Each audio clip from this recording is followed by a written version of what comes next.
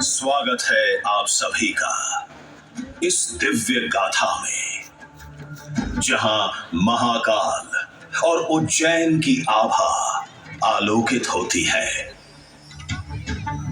आपसे विनम्र अनुरोध है कि कृपया अपने मोबाइल फोन्स को साइलेंट मोड में डालें या स्विच ऑफ कर दें, ताकि आप इस प्रस्तुति का संपूर्ण आनंद बिना किसी व्यवधान के उठा सकें। इस शो के प्रस्तुतकर्ता हैं उज्जैन स्मार्ट सिटी लिमिटेड, निष्पादक हैं मध्य प्रदेश पर्यटन।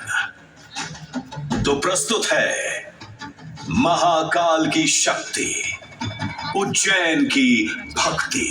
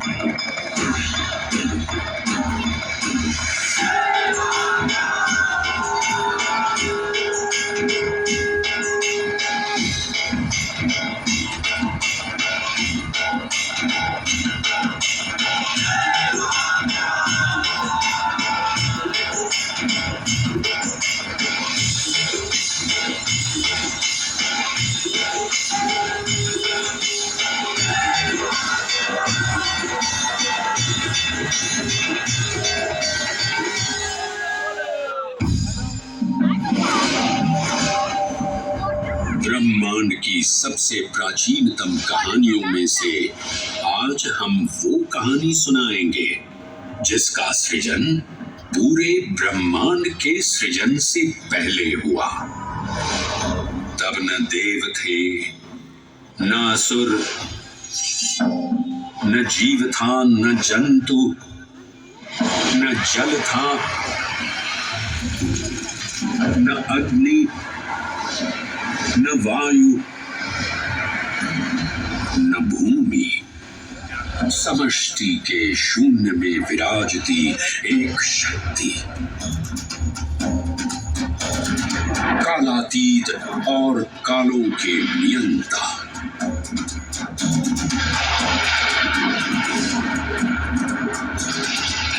विधाता भी और विध्वंसक भी, अखंड, अचल, अविनाशी। ये कथा है उस महादेव के महाकाल स्वरूप की, जो सृष्टि के आरंभ भी हैं और काल के आगमन भी हैं। वे ही काल के सृजन करता और नियंत्रण करता भी हैं।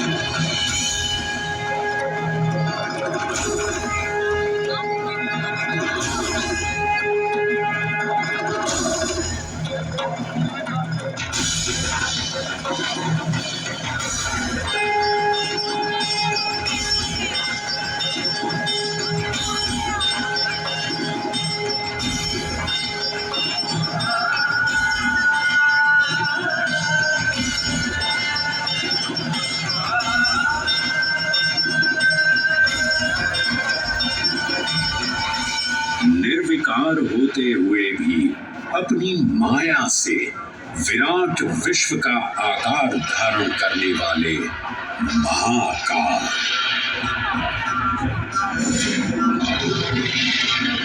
मेरुगिरी को धनुष और भगवान विष्णु को बाण बना दैत्यों के 3 पुरों का नाश करने वाले महाकाल, वो महाकाल जो तीनों लोकों में विद्यमान सभी शिवलिंगों में प्रधान है।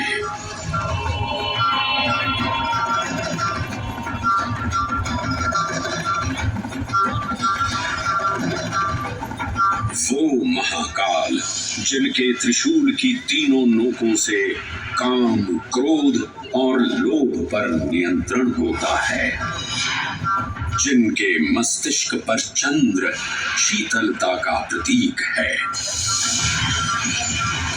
और जिनकी सवारी नंदी के 4 चरण सत्य, दया, दान और तप का चिन्ह है।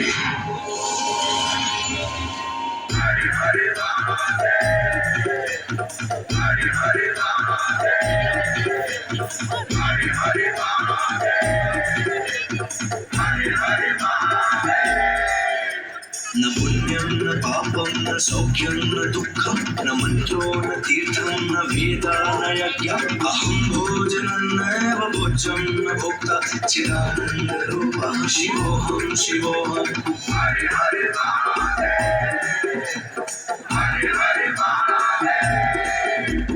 अहं निर्विकल्पो निराकाररूपो विभुत्वान् च सर्वत्र सर्वेन्द्रियाणां न चासङ्गतं नैव मुक्तिर्न मे चिदानन्दरूपः शिवोऽहं शिवोऽहं चिदानन्दरूपः शिवोऽहं शिवोऽहं चिदानन्दरूपः शिवोऽहं शिवोऽहं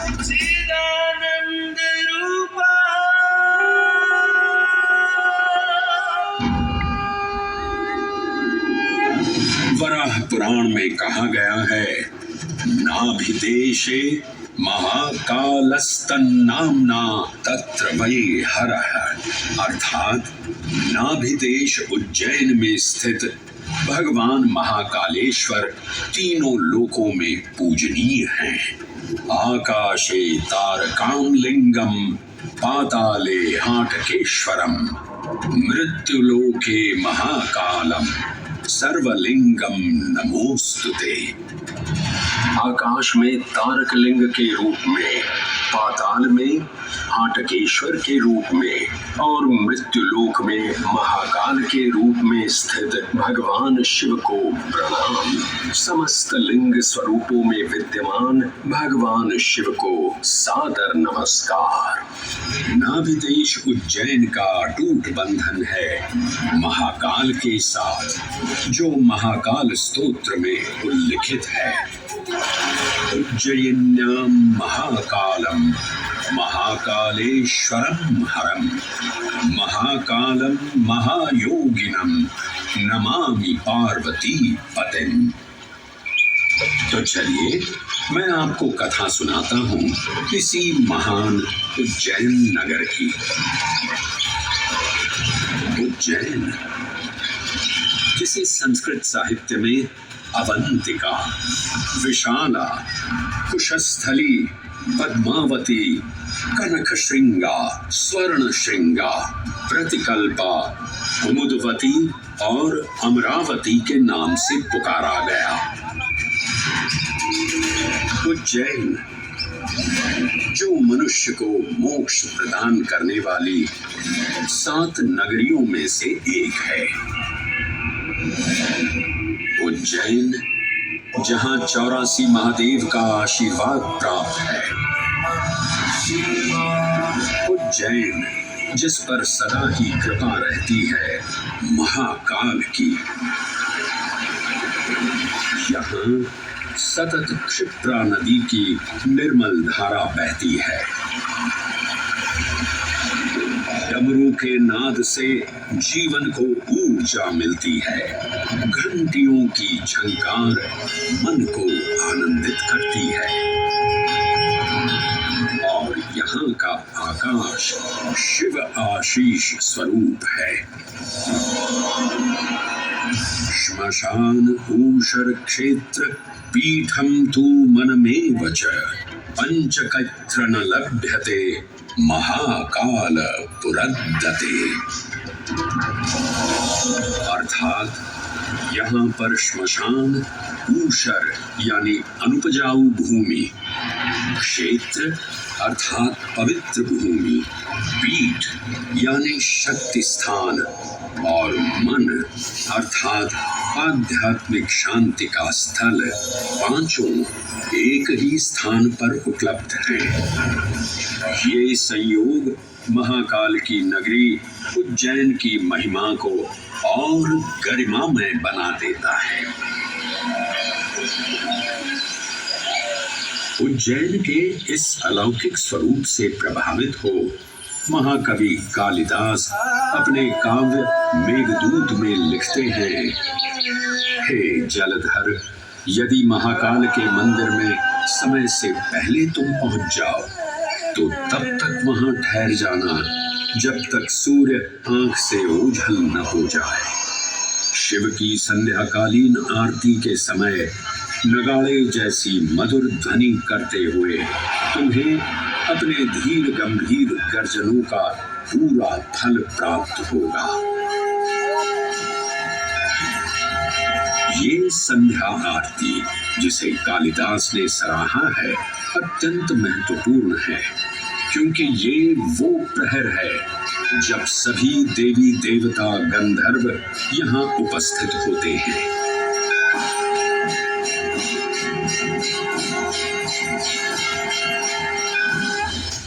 उज्जैन की महिमा अद्वितीय है। सतयुग, त्रेता युग, द्वापर युग और कलयुग, हर युग में इसका अप्रतिम महत्व रहा है। इस काल यात्रा में सबसे पहले आपको सतयुग के उस कालखंड में ले चलता हूँ जहां देव और दानव एकत्रित हैं समुद्र मंथन करने के लिए। मन की आंखों से कल्पना कीजिए, भगवान विष्णु ने कूर्म का रूप ले मंदरांचल पर्वत को अपनी पीठ पर उठा रखा है। सागर से विकराल लहरें उठ रही हैं, मेघ भयानक गर्जना कर रहे हैं। देव और दानव वासुकी सर्प को नेति बना और मंदार पर्वत को मथनी बना सागर को मथ रहे हैं कि तभी जल का पाप कालकूट विष निकलता है और पूरी सृष्टि को अपने ताप से झंसाने लगता है। इस भयावह स्थिति ने देवताओं और असुरों के बीच हाहाकार मचा दिया। ये कैसा अनर्थ है? लक्ष्य था अमृतत्व का, पर अब मृत्यु की विकराल छवि हमारी आंखों के समक्ष मंडरा रही है। इस भयंकर संकट से केवल वही उद्धारकर्ता मुक्ति दिला सकते हैं जो समस्त विश्व के परम संरक्षक हैं। तभी सब महादेव की शरण में जाते हैं और पुकार लगाते हैं, ओम नमो भगवते रुद्राय। और फिर तुष्टा महादेव भक्तों की गुहार सुनते हैं, कैलाश से उतरते हैं, विष को अपनी अंजुलि में भर अपने कंठ में धारण करते हैं।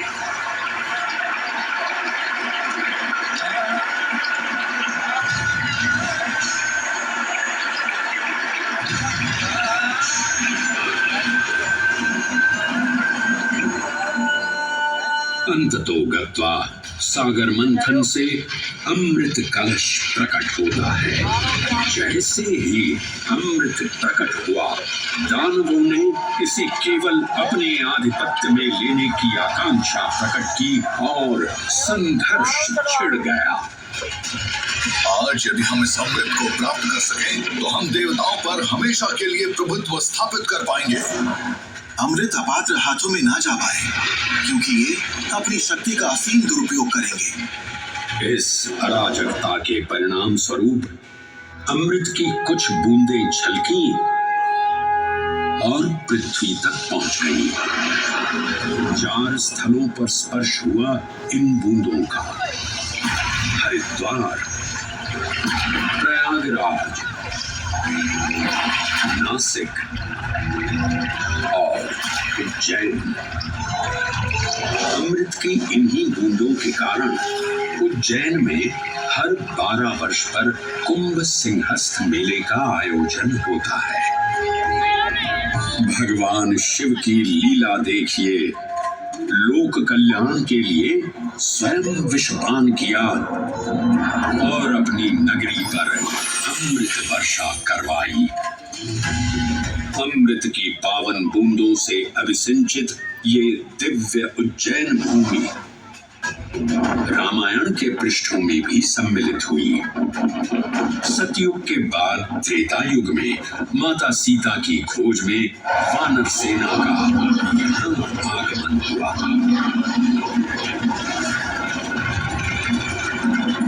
समय की इस यात्रा के माध्यम से अब प्रवेश करते हैं वाल्मीकि रामायण के किष्किंधा कांड में। जब वानर राजा सुग्रीव अपने यूथपतियों से सभी प्रमुख स्थानों पर जाने के लिए कहते हैं और उन्हें अवंती नगर यानी उज्जैन जाने का आदेश भी देते हैं। मेखला, उत्कल के क्षेत्र, दशर्न के नगर, आब्रवंती, अवंती और विदर्भ के राज्य, साथ ही माहिष्का के आकर्षक राज्य में भी पूरी तरह से खोजना होगा। एक युग भगवान विष्णु के राम अवतार से संपृक्त और अगला युग उन्हीं के एक और दिव्य अवतार से समरस होना, ये अद्वितीय संगम केवल उज्जैन में ही संभव था। परंतु एक क्षण ठहरिए और ध्यान से सुनिए। ये हैं महाकाल के 1008 दिव्य नाम। हाँ, मैंने काल चक्र को परिवर्तित कर दिया है और अब द्वापर युग का शुभारंभ हो चुका है। विस्मय पूर्ण हो जाएंगे ये जानकर कि महाकाल के इन नामों को स्वयं भगवान श्री कृष्ण ने रचकर पिरोया था। महाकाल सहस्र नामावली की ये अद्भुत रचना उस समय की है जब योगेश्वर कृष्ण, उनके मित्र सुदामा और शेषावतार बलराम ने अवंती नगरी में स्थित सांदीपनी ऋषि के आश्रम में वेदांत दर्शन और शस्त्र विद्या की शिक्षा ग्रहण की थी। कहते हैं कि भगवान श्री कृष्ण को अवंती ने ऐसा मंत्रमुग्ध कर दिया कि यहाँ 64 दिनों तक रुककर उन्होंने 64 विद्याएं और 14 कलाओं का ज्ञान लिया। उज्जैन का संबंध महाभारत से भी जुड़ा हुआ है। इस महान महाकाव्य के वन पर्व में उल्लेख किया गया है कि महाकालेश्वर मंदिर में स्थित कोटि तीर्थ जल का स्पर्श मात्र करने से अश्वमेध यज्ञ के समान फल प्राप्त होता था। और फिर परिवर्तन की इस अनवरत धारा ने एक नई कहानी लिखी। उज्जैन में उदय हुआ मौर्य वंश का। सम्राट बिंदुसार ने अपने पुत्र अशोक को उज्जैन का राज्यपाल बनाया और समय के साथ अशोक के शासनकाल में धर्म का विस्तार हुआ। मौर्य वंश के पश्चात विभिन्न राजवंशों, सम्राटों और नरेशों ने उज्जैन की सेवा की। उनमें से प्रमुख मालवागण और फिर गुप्त वंश ने यहाँ राज कर इसके वैभव में वृद्धि की। उज्जैन ने अपने भव्य तेज से जहाँ महात्माओं और शासकों को आकर्षित किया, वहीं इस नगर पर आतताइयों की दृष्टि भी पड़ी।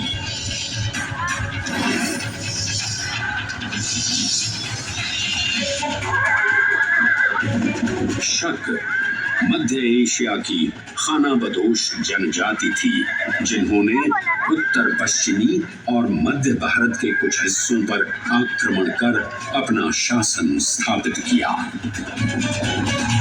ईसा पूर्व प्रथम शताब्दी में जब भारत शकों के अत्याचार से त्रस्त था, तब उन शकों ने उज्जैन पर भी कब्जा कर लिया और फिर उज्जैन में उदय हुआ एक तेजस्वी योद्धा, महाराज विक्रमादित्य का। एक तरफ शकों का बल तो दूसरी तरफ विक्रमादित्य का अद्वितीय पराक्रम। विक्रमादित्य की तलवार महादेव के तीसरे नेत्र सी चमकी। प्रचंड युद्ध हुआ। महाकाल की कृपा से शूरवीरों ने शकों को परास्त किया और उज्जैन में गणतांत्रिक शासन स्थापित किया।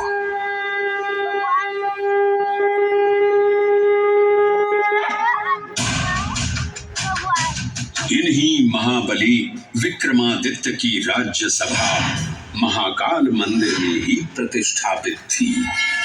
आज भी इस मंदिर की घंटियों में विक्रमादित्य की वीरता और शौर्य की प्रतिध्वनि गुंजायमान होती है। राजा विक्रमादित्य और शकों के मध्य हुए युद्ध ने उज्जैन को काल चक्र से अभिन्न रूप से जोड़ दिया, क्योंकि जिस दिन उनको विजय प्राप्त हुई, उस गौरवशाली उपलब्धि के सम्मान में एक नवीन पंचांग का शुभारंभ किया गया, विक्रम संवत पंचांग।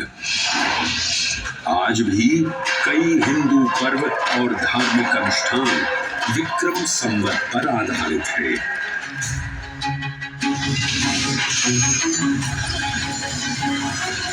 पृथ्वी की भौगोलिक कर्क रेखा इस पावन उज्जैन भूमि से होकर गुजरती है।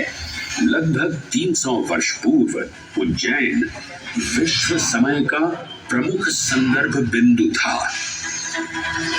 यही कारण है कि उज्जैन की वेदशाला में वराहमिहिर, आदित्यदास, ब्रह्मगुप्त, आर्यभट्ट और भास्कराचार्य जैसे महान विद्वान अनुसंधान और अध्ययन में तल्लीन रहते थे। खगोल शास्त्र का केंद्र, महाकालेश्वर का आवास, जगत गुरु कृष्ण की नगरी, विक्रमादित्य का राज। जयति जय उज्जैनी, वैभवशालिनी नगरी उज्जैन।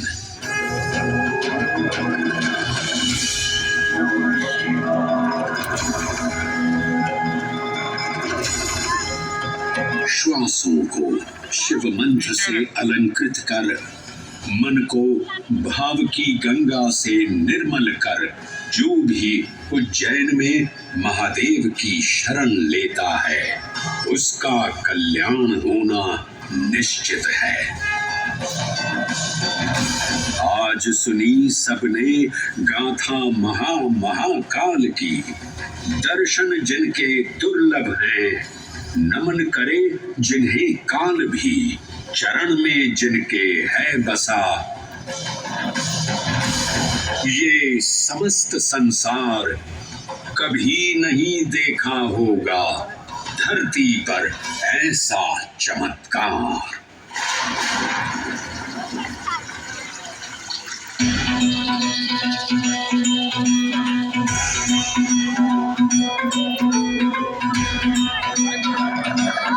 जटाटवी गलज्जल प्रवाह पावितस्तले लम्बिताम्बुजं तुङ्गमालिका डमड्डमड्डमड्डमड्डिनादमड्डमरवयं चकार चन्द्रताण्डवं तनोतु नः शिव शिव